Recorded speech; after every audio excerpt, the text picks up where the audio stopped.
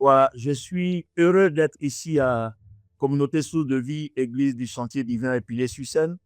Je voudrais célébrer Dieu pour la vie de mon fils. Amen. Est-ce qu'on peut bénir Dieu par les acclamations?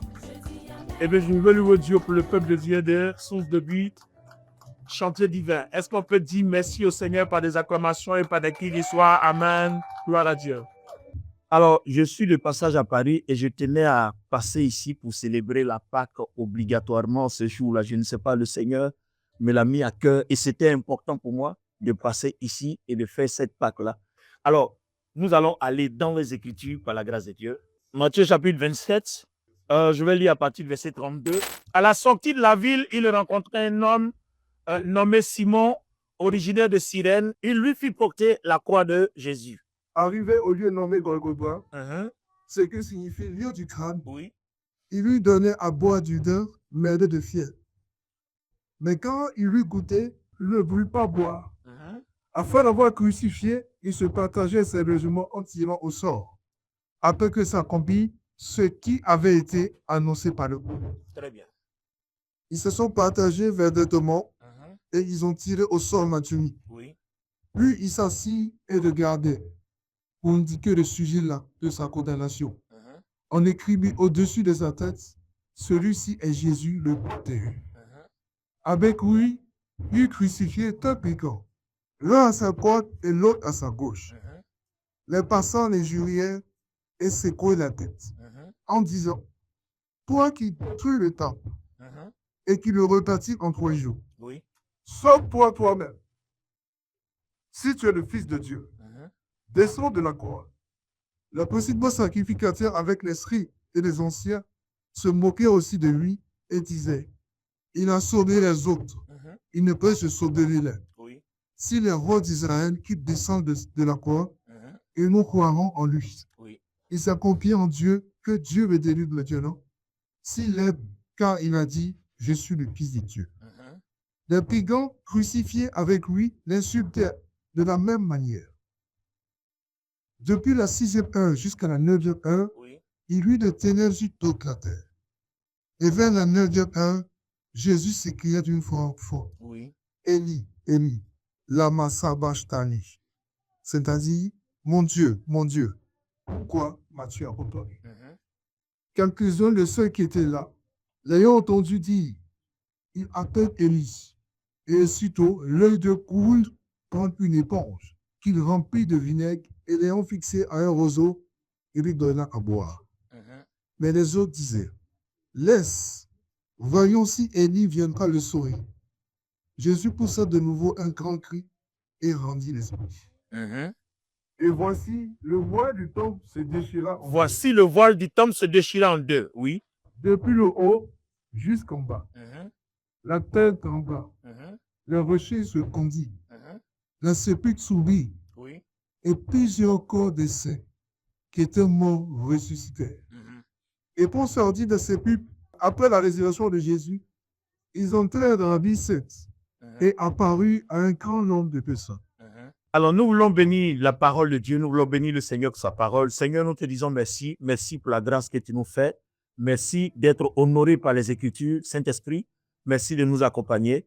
Nous prions que tu nous éclaires au nom de Jésus. Que ton esprit nous guide, inspire-nous, édifie-nous et sauve les personnes qui sont en face.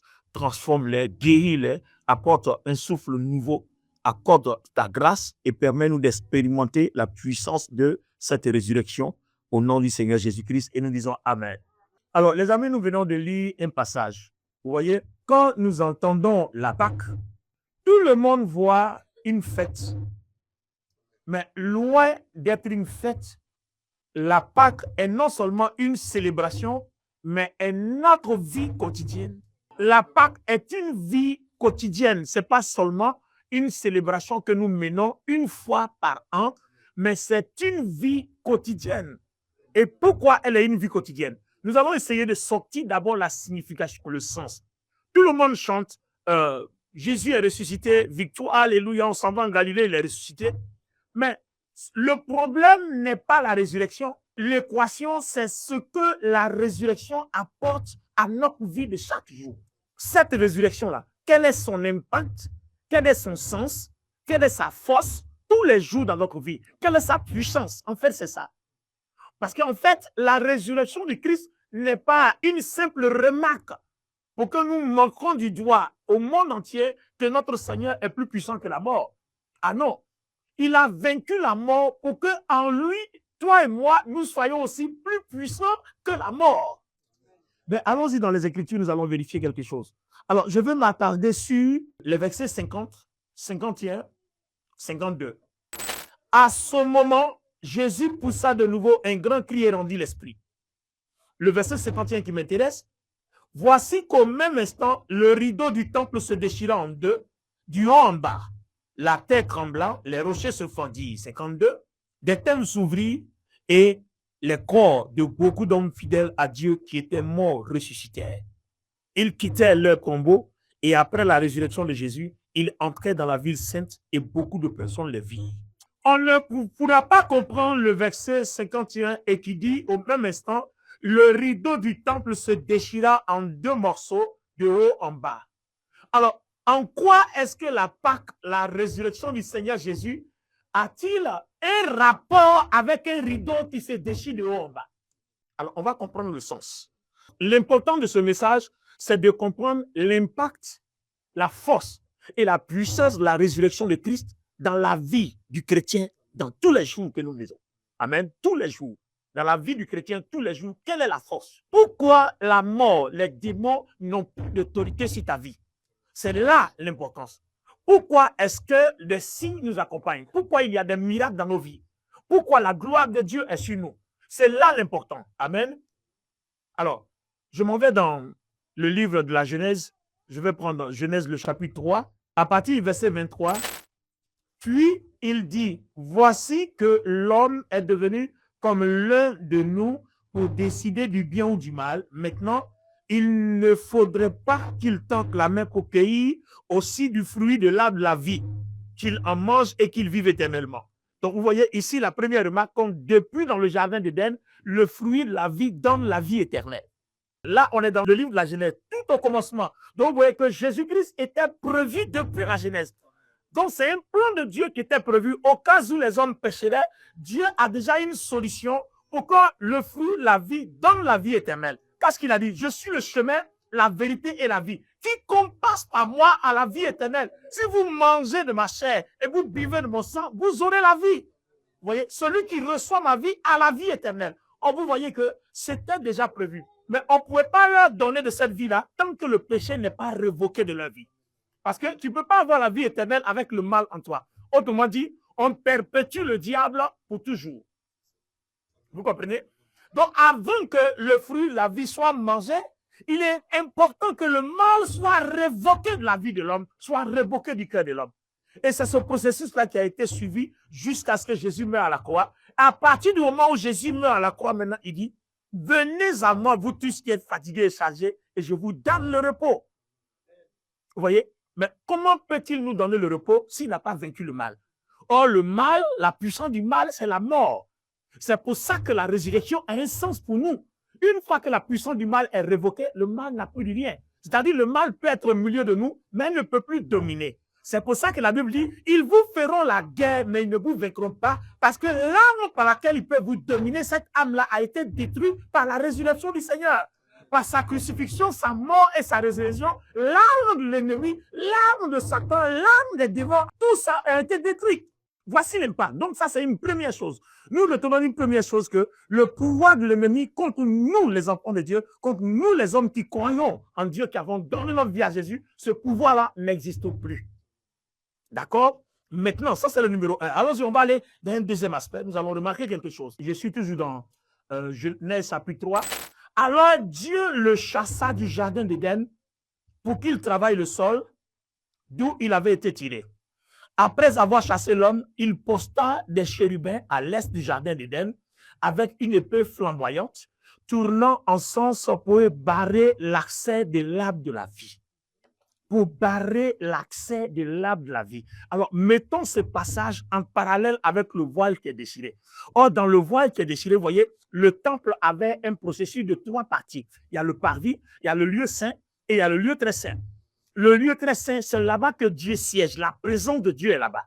mais tu ne peux pas aller au lieu très saint tant que le problème du péché n'est pas réglé. Donc, à l'époque, dans le processus de l'adoration au niveau du tabernacle, le souverain sacrificateur entrait dans la présence de Dieu, le lieu très saint, une seule fois par an. Et avant d'aller dans ce lieu-là, il faut qu'il soit certain que lui-même, tous ses péchés sont expiés d'abord.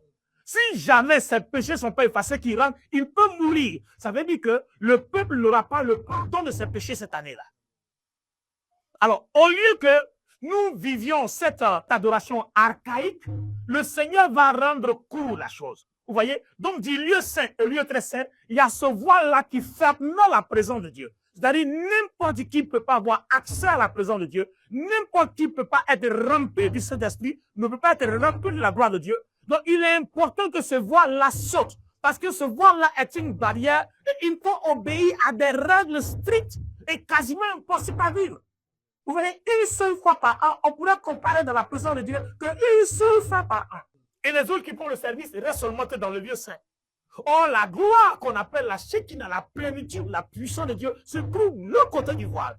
Alors, remarquez, quand Jésus meurt, ce voile-là se déchire. Pourquoi? Parce que le péché qui nous empêche d'entrer en contact avec Dieu, Jésus l'a porté sur lui. Il l'a porté sur lui.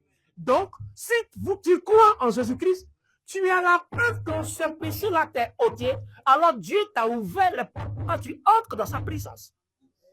Donc, vous comprenez que à la résurrection du Seigneur Jésus-Christ, que nous appelons la Pâque, nous avons accès à la présence de Dieu. Nous avons l'autorisation de rentrer en contact avec Dieu. Et non seulement nous rentrons en contact avec Dieu, mais non seulement cette présence-là entre en nous et de là en nous. Voilà la deuxième phase, la deuxième partie importante.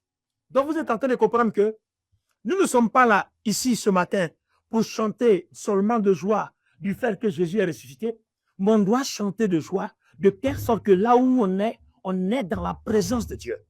Et que la présence de Dieu, non seulement nous y sommes, mais elle est en nous. Elle nous dirige, elle nous bénit, elle nous donne toutes les opportunités qui nous ont été fermées dans le jardin d'Éden. Je reprends un passage ici, tu allez voir, je reprends dans le jardin d'Éden, pour qu'on comprenne ce que c'est. Regardez ici. Je suis toujours au chapitre 3, mais au verset 14. Alors l'Éternel Dieu dit au serpent, puisque tu as fait cela, tu es maudit parmi tout le bétail et tous les animaux, et tu te traîneras sur le ventre, tu mangeras de la poussière tout le long de ta vie. Je susciterai l'hostilité entre la femme et toi, entre ta descendance et sa descendance, celle-ci t'écrasera la tête et tu lui mordras le talon. Alors le verset 14, Dieu dit à la femme, je rendrai tes grossesses très pénibles. Et c'est dans la souffrance que tu mettras au monde tes enfants, tes attentes seront tournées vers ton mari, mais lui, il te dominera. Il dit à Adam, puisque tu as écouté ta femme et que tu as mangé le fruit de l'arbre dont je t'avais défendu de manger, le sol est maudit à cause de toi. C'est avec peine que tu t'en tireras, tu tireras ta nourriture. Tout au long de ta vie, il te produira des épines et des chardons, tu mangeras le produit du sol, etc. Regardez toutes les malédictions qui accompagnent l'homme à cause du péché. Tout ça à cause du péché. Et c'est à cause de ce même péché que nous voyons les derniers versets du chapitre 3 qui dit que Dieu a fermé la porte par les chérubins. Après avoir chassé l'homme, il posta des chérubins à l'est du jardin d'Éden avec une épée flamboyante, etc., pour garder l'accès de l'arbre de vie. Oh, vous voyez, la présence de Dieu, c'est la vie, c'est Jésus-Christ. Donc, cet accès-là est fermé à cause du péché. Ça veut dire qu'on a une première signification de la Pâque. Une fois que le Seigneur est crucifié à la croix, une fois qu'il est mort, nous avons nos péchés effacés et ôtés. Ça fait 1, à cause de son sang qui coule. Numéro 2, il porte tous nos fardeaux. C'est-à-dire, ce n'est pas que les péchés existent et que les péchés vont revenir. Non, les péchés sont ôtés une fois pour toutes. Alors qu'à l'époque, chaque fois que vous péchez, il va falloir offrir un sacrifice pour le pardon du péché. Or là qu'il est dit, si nous avons la foi, toutes les fois qu'on demeure dans la foi, nos péchés restent effacés. Nos péchés restent effacés. J'ai dit, nos péchés restent effacés toutes les fois que nous avons la foi, que nous demeurons dans le Seigneur. Alors, nous allons sortir un troisième élément. On a vu que nos péchés sont effacés. Il nous a ouvert la porte à la présence de Dieu. On sait que la présence de Dieu habite en nous. On sait maintenant que toutes les malédictions répétées, écrites dans le livre de Genèse sont ôtées. Nous avons maintenant accès à la bénédiction. Nous avons maintenant accès à la gloire. Alors, quand nous lisons Éphésiens chapitre 3 à partir du verset 1 jusqu'au verset 4, il est écrit là-bas que nous sommes bénis de toute bénédiction dans les lieux célestes en Christ. C'est-à-dire, avant la fondation du monde, il y a des choses que Dieu a prévu que nous soyons sur terre. Et la Bible déclare qu'à partir de cet instant où Christ meurt à la croix, tout ce qui est déclaré pour nous devient pour nous. Mais attention, il faut le précéder par la foi.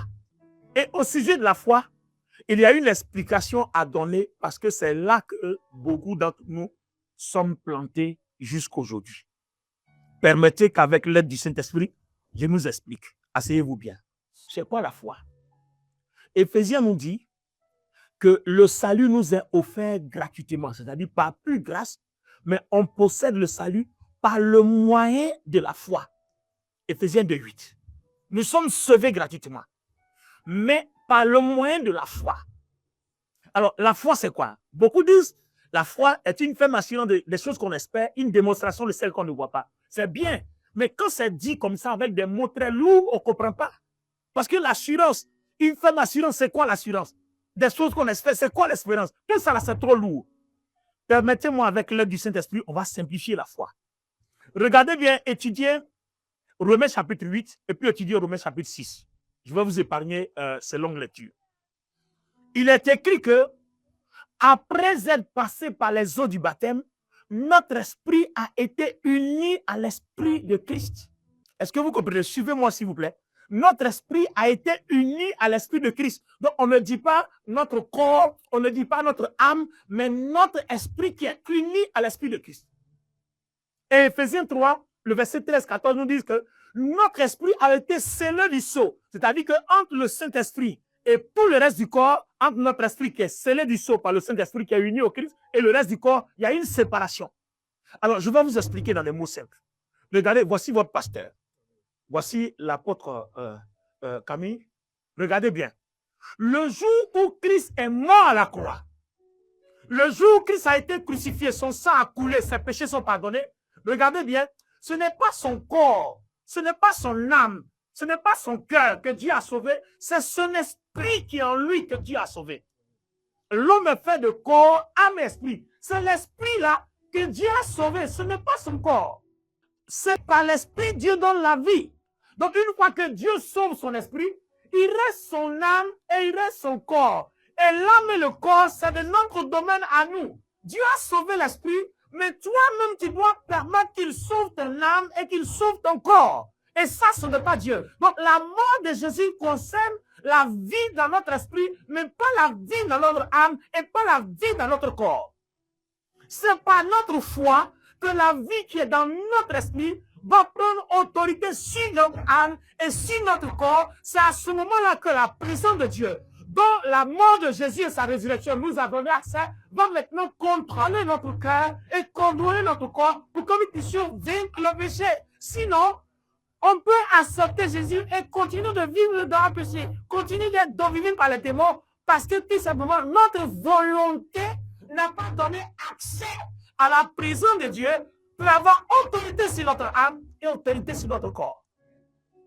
C'est pour ça que beaucoup de chrétiens souffrent encore. Ils sont chrétiens, mais ils continuent de pécher parce qu'ils n'ont pas donné accès à Dieu de toucher leur âme et toucher leur esprit. Donc, la présence de Dieu a scellé que notre esprit, mais et notre âme, et notre corps.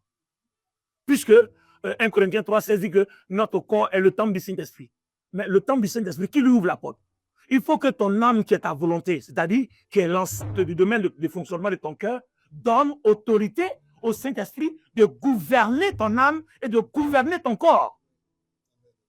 Parce que n'oubliez jamais que Dieu ne force jamais personne.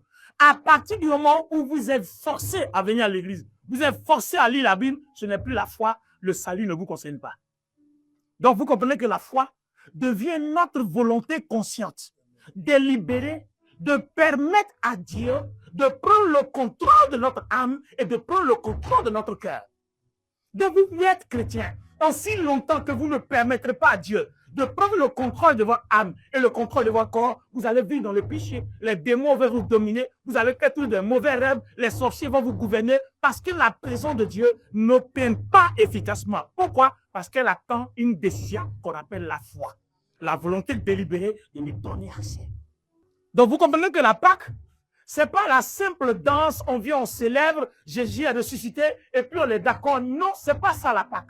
Quel est son sens? Quelle est la portée? Quel est l'impact? La crucifixion de Jésus, la mort de Jésus, sa résurrection, ça nous donne quoi? Parce que si ce acte-là ne fait rien dans notre vie quotidienne, quel est le témoignage que nous rendons de tout ce qu'il a fait à la croix, de tout ce qu'il a fait au tombeau? C'est quand les gens verront en nous la puissance de Dieu, la présence de Dieu, la transformation. On verra en nous des chrétiens simples et propres. On dira oui, la résurrection de Christ a apporté quelque chose. Mais si on va à l'église, qu'on est toujours la même personne, qu'on n'a pas laissé Dieu nous transformer, alors quel témoignage? Donc où est la gloire de la Pâque? Où est l'impact de ce sacrifice-là? Si ce sacrifice-là n'a pas d'impact, alors à quoi sert-elle? Si on nous enlève nos péchés et qu'on nous livre encore au diable, on ira encore pécher? Oh, ça veut dire qu'il va falloir qu'il revienne encore mourir. Alors que la Bible dit quoi? Une seule fois il est mort, une seule fois il a fait son sacrifice, on n'aura plus de sacrifice deux fois, on n'aura plus de résurrection deux fois, une seule fois. Ça veut dire que c'est un acte qui doit être perpétuel. Ça doit se perpétuer dans notre vie. Comment elle se perpétue? Et quand nous laissons tous les jours la présence de Dieu visiter notre âme, visiter notre corps. Et il y a des moyens de grâce par la prière, par l'orientation de la parole, par le jeûne, par une vie de partage, en s'aimant les uns les autres, en participant au culte, comme aujourd'hui vous êtes dans la présence de Dieu, pour communier avec le Saint-Esprit. C'est ça. Parce que Paul dit quoi? Que la grâce de notre Seigneur Jésus, que l'amour de Dieu le Père et que la communication du Saint-Esprit. Donc, vous et moi, nous sommes rassemblés ici pour communier avec le Saint-Esprit. On a une communication, on a une unité qui nous permet d'élever le Christ. Dans Jean chapitre 8, qu'est-ce qu'il dit? Il dit, le Saint-Esprit qui vient ne parlera pas de lui. Il va prendre ce qui est de moi, il va vous l'apporter. Et puis, quand le monde va vous voir, le monde me verra à travers vous.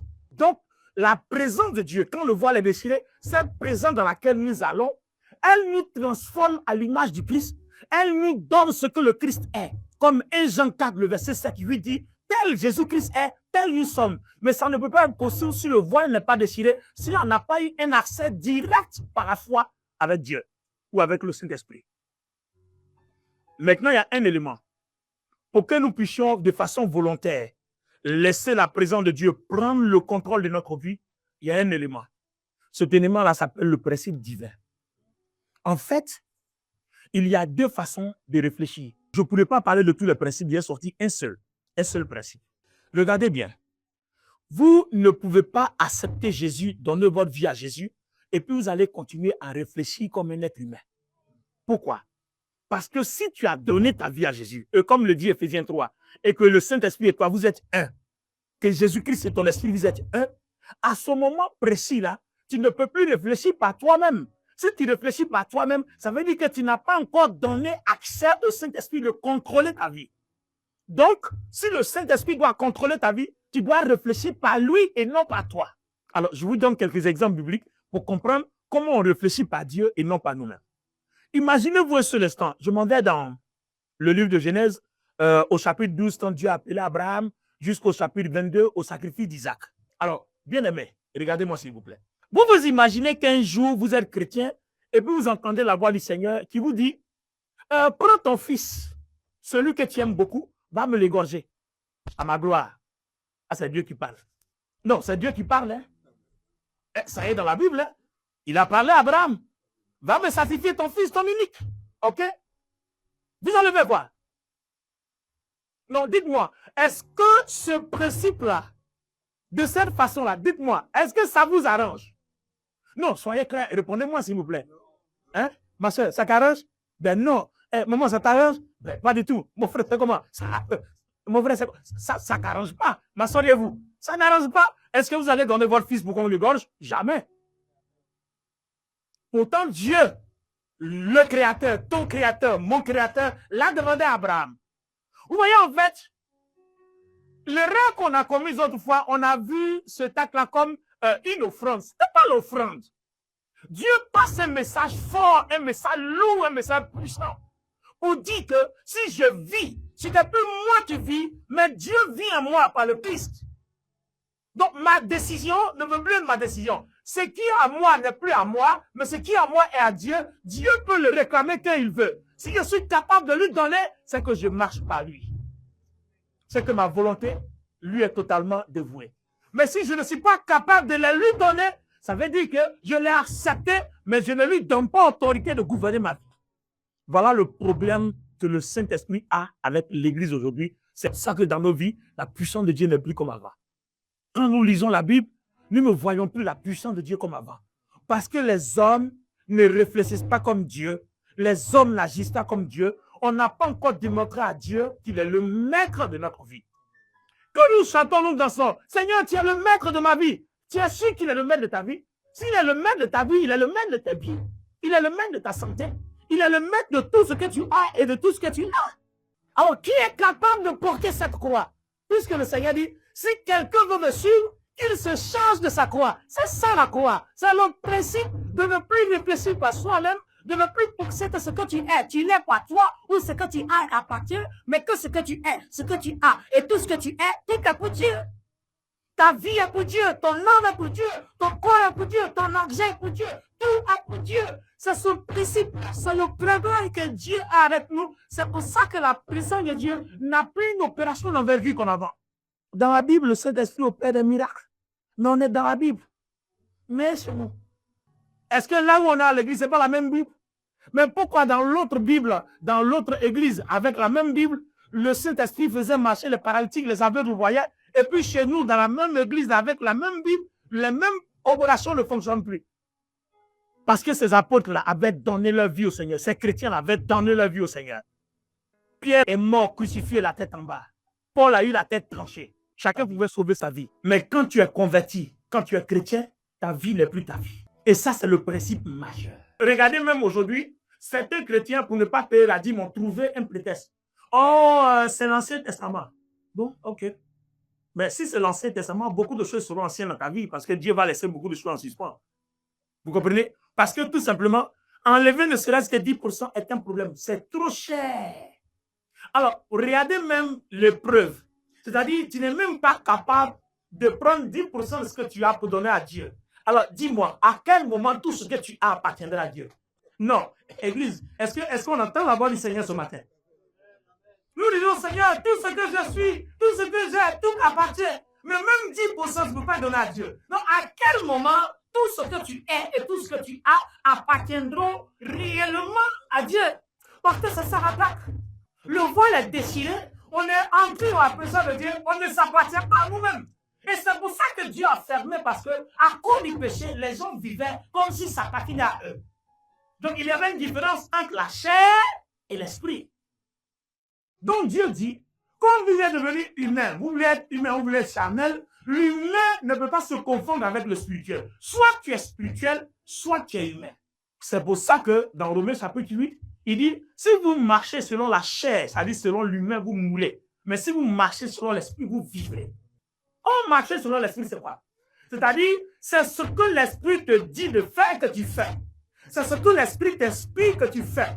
Et chaque jour, Dieu veut qu'on laisse l'esprit nous guider, nous inspirer et faire ce qu'il veut que nous fassions et pas ce que nous voulons faire. À ce moment précis-là, on est converti et on appartient à Dieu. C'est à ce moment-là seulement. Comment est-ce que le chrétien vient à Dieu? Seulement quand il a besoin d'argent, il a besoin de travailler, il a besoin de guérison. Quand il a besoin de fuir les sentiers, il ne veut pas mourir. C'est à ce moment-là il vient à l'église. Moi, je connais des chrétiens qui viennent 2 fois à l'église. Il vient à l'église à la fin de l'année parce qu'il y a une nouvelle année qui va commencer. Il veut bien que Dieu protège sa vie. Et puis après la Pâque, il vient. Et généralement, la Pentecôte, tu le vois une fois en passant. Donc 2 ou souvent 3 fois. Alors, la Bible nous dit clairement que Dieu bénit ce qui lui appartient. Donc, la crucifixion du Seigneur, c'est pour que nous ayons une appartenance totale à Dieu. Alors, si nous sommes dans l'église et que par notre façon de vivre, nous vivons comme si Dieu a une petite part, souvent de temps en temps il a des parts, et puis les autres parts, c'est pour nous tous les jours. Alors, s'il ne contrôle pas notre vie de cette façon, Comment est-ce que Dieu va s'impliquer aussi dans nos vies pour nous délivrer de toutes les échos et de tous les problèmes de notre vie quotidienne? Alors que nous voulons bien qu'il soit présent à chaque seconde, à chaque minute, à chaque heure, chaque jour, chaque semaine, chaque mois, chaque année, pour nous délivrer de tous nos problèmes. Mais s'il ne contrôle pas tout, s'il n'est pas impliqué dans tous les aspects de notre vie, il nous délivre comment? Les amis, voilà le souci que Dieu a avec l'Église. Sinon, la résurrection du Seigneur n'a pas changé. Jésus-Christ n'a pas changé. Il est le même hier, il est le même aujourd'hui et il est le même éternellement. Il n'a pas changé. Il reste le même, mais c'est les hommes qui ne veulent pas changer. Dieu veut tout contrôler. Et les amis, moi je vous dis une chose, parce que si vous n'expérimentez pas, vous ne comprendrez pas. Tant que vous n'expérimentez pas le fait de laisser Dieu tout contrôler, tout gérer, vous n'allez pas connaître ce que Dieu veut. Le meilleur que Dieu a pour toi, tu ne l'expérimenteras pas. Parce que la pensée humaine dit quoi? Et regardez un peu comment le Seigneur décrit la pensée humaine. Je prends par exemple quelqu'un, à la fin du mois, nous savons tous, hein, on a nos voitures, on a les loyers, on a le gaz, on a l'électricité, on a le téléphone, il y a tout ça, hein. On a le transport pour aller au travail, on a la nourriture. Donc, quand il va falloir que tu enlèves un pourcentage, même en offrande, ou bien en action de grâce, par exemple, aujourd'hui c'est la Pâque, il y a des actions de grâce. Alors, quelqu'un va dire, mais attends, la chair va te dire, mais tu enlèves ça, c'est trop. Il n'y a qu'à facture. Donc, le diable, à partir de ta chair, va énumérer toutes tes charges. Et quand il finit ça, il dit, tu vois, à l'église, c'est des escrocs. Ça peut t'amener à être avili. On t'a servi à l'église. C'est de l'escroquerie. Ne donne pas ça. Alors, dites-moi, depuis qu'on a fait ce genre de calcul-là, est-ce qu'on a été une fois riche? Qu'est-ce qui a marché? Rien de bon. C'est pour ça que le Seigneur Jésus dit, celui qui veut sauver sa vie sans moi la perdra. Mais celui qui accepte de renoncer à lui-même et de pousser ma vie, sauvera sa vie. Donc, vous voyez que l'esprit est contraire à la pensée humaine. Donc, le principe de l'esprit, ce n'est pas la chair. Donc, si vous êtes chrétien que vous ne raisonnez pas selon le principe de l'esprit, il y a beaucoup de miracles, beaucoup de bénédictions, beaucoup de gloire que vous n'expérimenterez jamais. C'est-à-dire, la crucifixion, la mort, la résurrection du Seigneur Jésus-Christ ne seront même pas d'actualité dans notre vie quotidienne. Oh, tu veux garder ton argent, payer tes factures? D'accord, si Dieu n'accompagne pas ton argent, tu vas voir que ton argent ne suffira même pas pour tes dépenses. Mais si tu as laissé Dieu gérer tout, tu vas te rendre compte que même quand il n'y a rien, Dieu va susciter, il va ouvrir de quoi? Il va créer des opportunités. Parce que c'est pour ça qu'il est Dieu. Vous voyez un peu le degré de confiance que nous devons avoir dans le Seigneur. C'est pour ça qu'il est Dieu. Il faut que dans ta mentalité, tu conçois qu'il est Dieu. Donc en le laissant diriger ma vie, je gagne tout. Parce que c'est des expériences qu'il faut faire et c'est ce qu'on appelle la foi. Donc vous voyez, la foi, c'est notre volonté délibérée de faire quelque chose avec une pleine confiance que Dieu est capable de le faire. Donc vous voyez que notre ferme assurance ne vient pas juste dans le bavardage et dans le verbalisme, mais c'est juste que Dieu a sauvé ton esprit, permet-lui de sauver ton âme et permet à Dieu de sauver ton corps. Pourquoi on est chrétien et puis on est toujours dominé par le péché? C'est parce qu'on n'a pas laissé la gloire de Dieu qui est dans notre esprit descendre dans notre corps. Puisqu'il y a un rideau, le rideau a ouvert, tu es rentré. C'est l'esprit qui est sauvé. Quand 2 Corinthiens 5, 17 dit, si quelqu'un en Christ, il a une nouvelle créature, les choses anciennes sont passées et toutes choses sont redevenues nouvelles. Ce n'est pas ton corps. La preuve, quand tu as été converti, ton visage n'a pas changé. C'est le même visage. Ta peau, ton teint n'a pas changé. C'est la même chose. Mais qu'est-ce qui a changé? C'est ton esprit. C'est l'esprit-là que Satan a lié dans le jardin d'Éden. C'est ça qu'on a pris Genèse 3. Et c'est ce que Dieu a changé. Donc Dieu a tué cet esprit-là. Il t'a donné un nouvel esprit. C'est ce qu'on appelle la régénération. C'est ça qu'il dit à Nicodème dans Jean 3. Si tu me nais d'eau et d'esprit, tu ne peux pas aller au ciel. Ça veut dire si ton esprit n'est pas changé.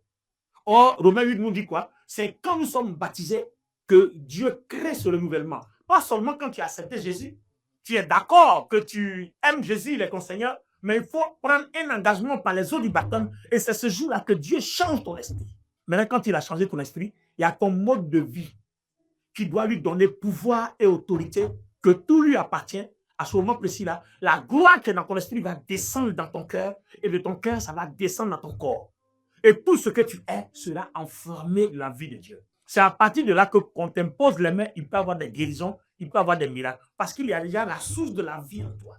Alors, je termine par un passage Proverbe, le chapitre 4, le verset 23, quand vous prenez la version Louis II, il dit « Garde ton cœur plus que tout, car de ton cœur coulent les sources de la vie. » Mais la version Parole vivante a plus de détails que la version Louis II. Parole vivante dit « Par-dessus tout, veille sur ton cœur, les pensées et les affections de ton cœur.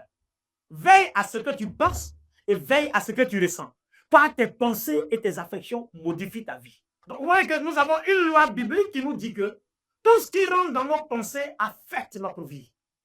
Donc, vous voyez que votre volonté, quand elle est consciente et de façon délibérée, livrée au Seigneur, vous permettez au Seigneur d'entrer dans votre vie et de changer votre vie. C'est comme ça qu'on domine sur le péché, c'est comme ça qu'on domine sur le mal, et c'est comme ça que les portes de la grâce nous sont ouvertes. Vous savez, si nous voulons être puissants matériellement, il faut l'être spirituellement d'abord. Non, vous ne pouvez pas être puissant matériellement, vous ne pouvez pas être puissant financièrement si vous ne l'êtes pas spirituellement. Autrement, vous êtes un voleur, vous êtes un corrompu. Toutes les personnes qui n'ont pas voulu être puissants spirituellement par le Christ, par le Saint-Esprit, qui le sont humainement, vérifiez bien, c'est tous des voleurs, c'est des corrompus, ils sont dans deux pratiques, ils sont dans autre chose. Il y a d'autres qui ont fait des pactes avec le diable et tout ça. Sinon, nous les chrétiens, si nous voulons être puissants matériellement et puissants financièrement, il faut l'être d'abord spirituellement. Quand la gloire de Dieu contrôle ton cœur, remplit ton être, alors il y a ce qu'on appelle la faveur. La faveur attire les bonnes choses vers toi. La faveur attire les bonnes choses vers toi. C'est tellement clair, quand vous lisez même dans l'Ancien Testament, Deutéronome chapitre 15, quand nous lisons les bénédictions et les malédictions. Il dit, si tu obéis, moi Dieu, j'ordonnerai à la bénédiction de s'attacher à toi. Donc vous comprenez qu'en fait, il n'y a pas un verset qui nous dit dans la Bible, d'aller courir chercher la bénédiction, ça n'existe pas. La bénédiction est un programme que Dieu commande vers notre vie. Pourquoi? Parce qu'on a une relation piécée avec Dieu. C'est tout. Et voilà l'erreur que nous commettons. Nous courons partout, on cherche la bénédiction. Mais on ne cherche pas la bénédiction. La bénédiction est un programme divin que Dieu ordonne vers ceux qui cherchent Dieu. Donc quand vous cherchez Dieu, Dieu ordonne la bénédiction de vous localiser. Alors voilà cet ensemble de choses-là que le Seigneur a voulu que je partage avec vous à mon premier culte, puisque j'en ai 3 en séjour, à mon premier culte de la Pâque. Amen, vous en avez la primaire. Je ne sais pas si ailleurs j'aurai la même inspiration, mais on va se tenir debout et puis je vais prier pour vous. Et Dieu va nous bénir ensemble par sa grâce. Alors, je crois par la grâce de Dieu que le message, vous l'avez saisi, vous avez compris. Maintenant, il reste à chercher la face de Dieu dans la prière, dans le jeûne, la méditation. Il faut que surtout votre volonté soit consciemment dédiée, dévouée à Dieu. C'est là le problème en fait. Il faut faire suffisamment confiance en Dieu. C'est là le problème et c'est là le blocage. Sinon, vous avez vu aujourd'hui, la plupart des chrétiens ne voient pas la puissance de Dieu comme avant. Vous avez vu quand on lit la Bible, ce qui est écrit dans la Bible, on ne voit plus ça dans nos églises. Pourquoi? Parce que les gens ne sont plus soumis à Dieu. Les gens marchent avec Dieu sans laisser Dieu les gérer, sans laisser Dieu les contrôler. On est trop humain alors que Dieu veut qu'on soit spirituel. Être spirituel, c'est laisser le Saint-Esprit. Qu'est-ce que Dieu dit? C'est-à-dire, chaque fois que tu seras en face d'un problème, il faut demander, Seigneur, si tu étais à ma place, en face de cette situation, comment aurais-tu réagi? Va vivre par l'Esprit. Seigneur, si tu étais à ma place. Donc, donne toujours une petite minute au Seigneur. Toujours donne une petite minute au Seigneur. En face de tout problème, donne une petite minute. Seigneur Jésus, tu es mort à la croix. Tu m'as ôté mon péché. Tu es ressuscité. Tu m'as offert la grâce d'avoir part à la présence de Dieu. Tes signes et tes miracles m'accompagneront. Mais sauf si tu diriges ma vie. Alors voici une situation à laquelle je peux passer. Je suis malade ou j'ai besoin de travail. J'ai besoin de telle chose. J'ai besoin de ceci. Alors Seigneur, si tu étais à ma place, qu'aurais-tu fait? Saint-Esprit, aiguise mon intelligence. Est-ce qu'on peut prier comme ça ce matin? Et c'est ce que vous devez faire tous les jours dans votre vie. Saint-Esprit, aiguise mon intelligence. Pour que chaque fois, je m'incline pour te demander ce qu'il faut faire.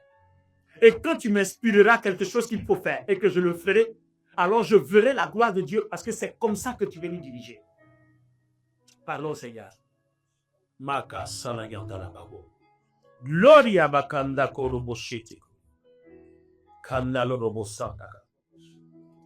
Bakasi kalababo shakalaba yandaraba. Lebrakadababo sekbikori yandaraba. Merci Saint-Esprit. Lebradobo shakadaraba sitorobo shandaraba. Hey yabarobo shandakuya. Il y a pouvoir dans le nom de Jésus. Il y a puissance dans le nom de Jésus. Brisez les chaînes. Brisez les chaînes. Brisez les chaînes. Est-ce qu'on peut lever les deux mains vers le Seigneur? Juste dans la présence de Dieu, offre. Il confirme sa parole. Makarobo shandakalia. Librababo sondokoribo sika. Il ne mauriski ne pausana homigroji ne pauski niki. Kanaba sodoro. Kopo shakala. Il y a puissance dans le nom de Jésus. Oh, il y a pouvoir dans le nom de Jésus. Il y a puissance. Il y a puissance dans le nom de Jésus. Il fait la guérison.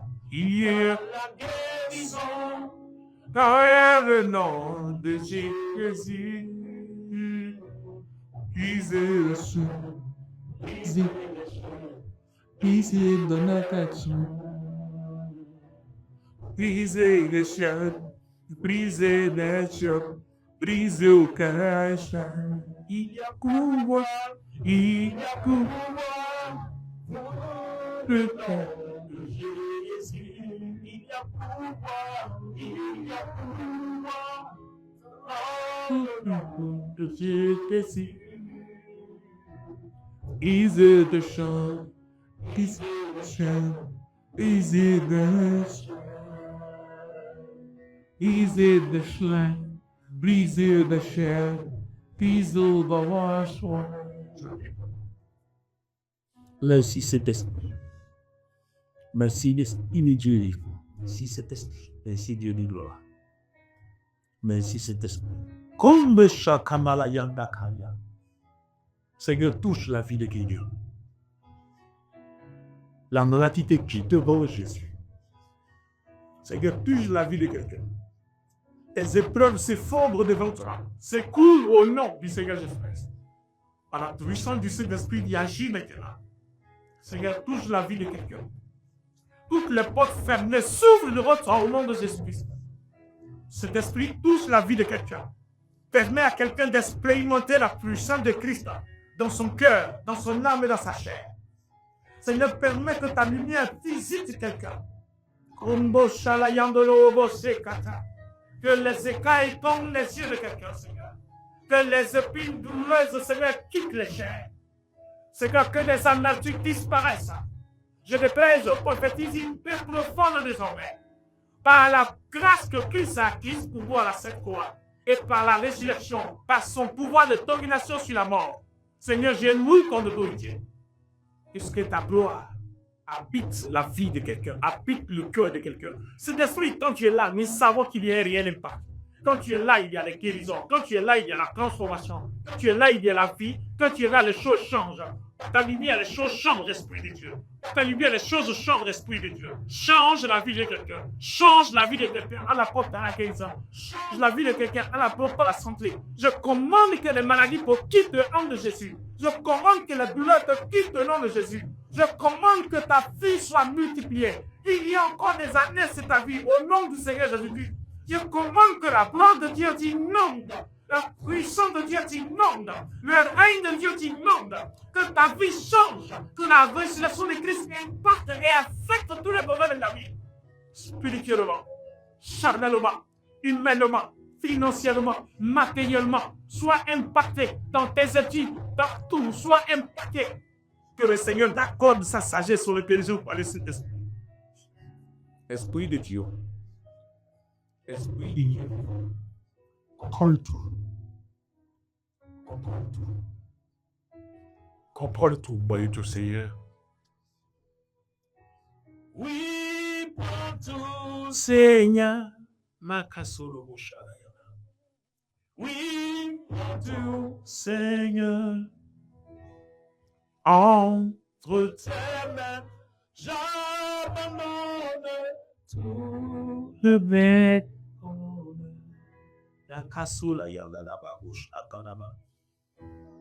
Je vois des couronnes de gloire déposées sur la tête de chaque personne. Karabo Shandalaba, quelle lumière étincelante qui se forme, qui forme une couronne de gloire qui s'étire sur la tête de quelqu'un. C'est l'approbation de Dieu. Le Saint-Esprit me dit, c'est l'approbation de Dieu. C'est la grâce et la faveur que Dieu accorde à chacun ce matin. Car la résurrection de Christ, Dieu confirme sa parole, Dieu confirme qu'il avait ses élus, Dieu confirme qu'il avait ses enfants. Et par cette gloire qui est descendue sur ta vie, Dieu t'accorde la guérison à ton corps. Il te libère de toute maladie, de toute permettre. Il t'apporte la délivrance. Il t'apporte la grâce, il t'apporte la faveur. Kabayano sekorobo shetekiya. Librare sakamaini kinakoya. Le katarababo shanakaya. Seigneur, merci pour ta rupture. Au commencement était la parole était avec Dieu et la parole est Dieu. Seigneur, que cela soit ainsi pour cette Pâque 2025. Merci pour l'impact que tu nous accompagneras jusqu'à la prochaine commémoration avec toi. Au nom du Seigneur Jésus-Christ, et l'Église me dit 3 fois fort. Amen. Amen. Et Amen. Est-ce qu'on peut acclamer le Seigneur pour célébrer Dieu?